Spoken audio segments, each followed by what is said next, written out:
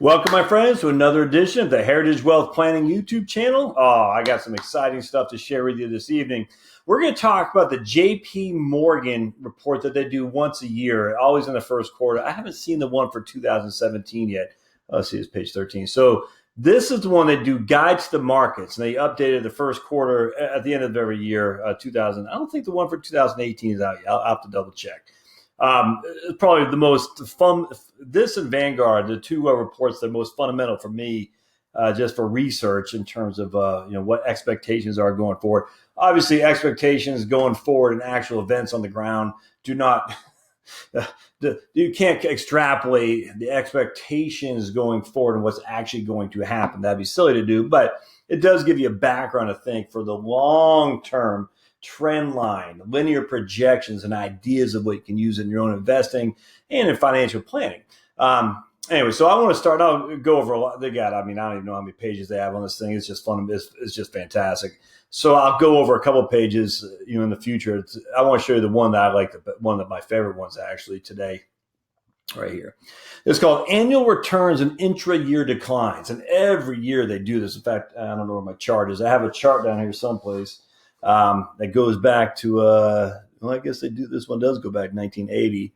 So they've added a year. So mine was 1982. Okay, so they start with a framework in 1980. And every year I've up to 2011, 12, 13. This one's the 2016. And what this says is S&P intra-year declines versus calendar year returns. And I want to show what this means to you. Despite average intra-year drops of 14.2%, annual returns are positive in 28 of the last 37 years. So intra-year drops average of 14.2%. And what that says is from top to bottom, every year the market has a decline of about 14% or so. So here's 2016. The market was up 10, but it had what's that, top to bottom, I don't know what they call it, but top to bottom, it fell from whatever its high was, 11% off its high. And it still was average 10% for the year. Look at this. Here's 2015. The market was down 1, and yet it had a top to bottom decline of 12%, even though the year was only down 1. Here's a year is up 30%, and even that had a top to bottom of negative 6, even though the market was up 30%. This is 2011. This is 8, 9, 10. Yeah, this is 2011 right here. Yeah, it's definitely 2011. I remember that. It was in August, July, halfway through July to end of August, down about 19%. And yet the market had a 0 and didn't make any money. But still, how easily you can forget that the market was down that substantially in that year. It's amazing when you think about it. Even this year right here, this is 2009. The market had a top to bottom, and not just from the top. It's just from the volatility. At some point in the year, the market was down 28% from what it was at one point. And that was from January to 2009, because March 9th of 2009 was it. It was that the lowest it's ever been for years and years and years. The following, even though it finished the year up 23%, the following year, it finished the year up 13%, but even during that time, it was down 16% at one point. 2011, like I said, it was down 19% at one point, even though it finished the year broke even. 2012 was down 10% at one point, even though it finished the year up 13. The point about this is this is what I was kind of talking about Dave Ramsey's thing the other day. He says the market averages X, and you can then take X minus a certain percentage off a year, and you'll be fine. But it's just you can't.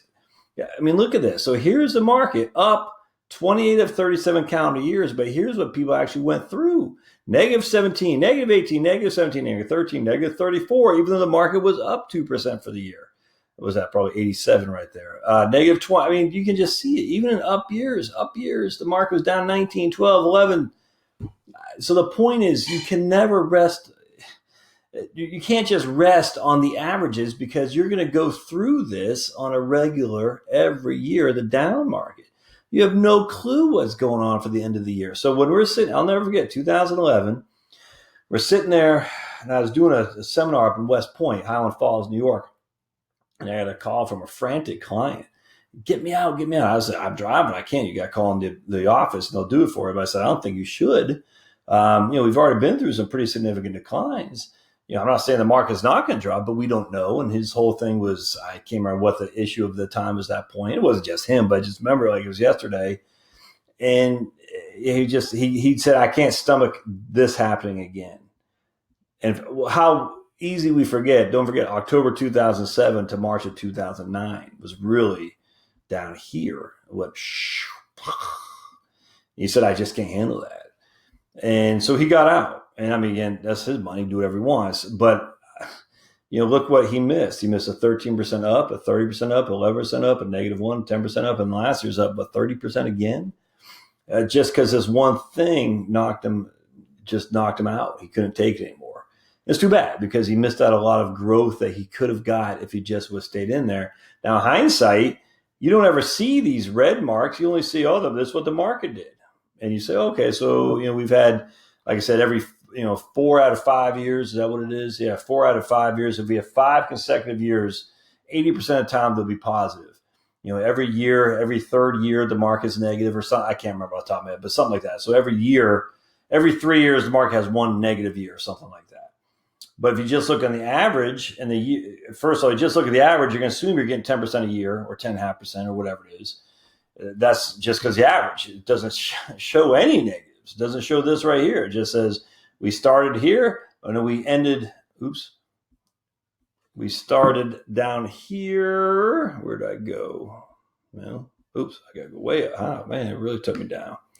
So we started, bear with me just a second, my friends.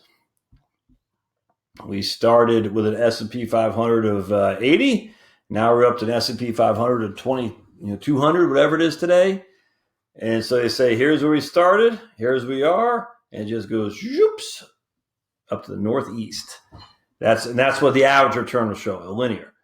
But then if you go a little bit more, it's like a fractal in mathematics. You go a little bit deeper, you'll say, well, the average did start here and did go up there, and that is the average, but the average contains up, down, up, down, up, down, up, down a little bit, up, down, down, up, down, up, down, up.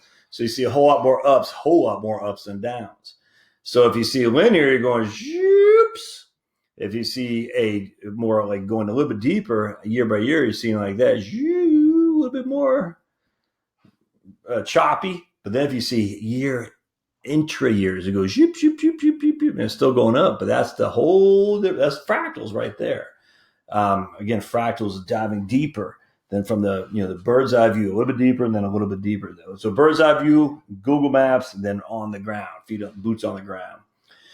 And so that's what I just want to share with you today, because I think this gets overlooked a lot, the volatility of the markets. And again, this is just the S&P 500. If you take in the Russell 2000 or the total stock market index or the emerging markets, or if you take in international or gold or real estate, it doesn't matter. They're all going to have the same kind of concept here as this right here. So keep that in mind as you're investing.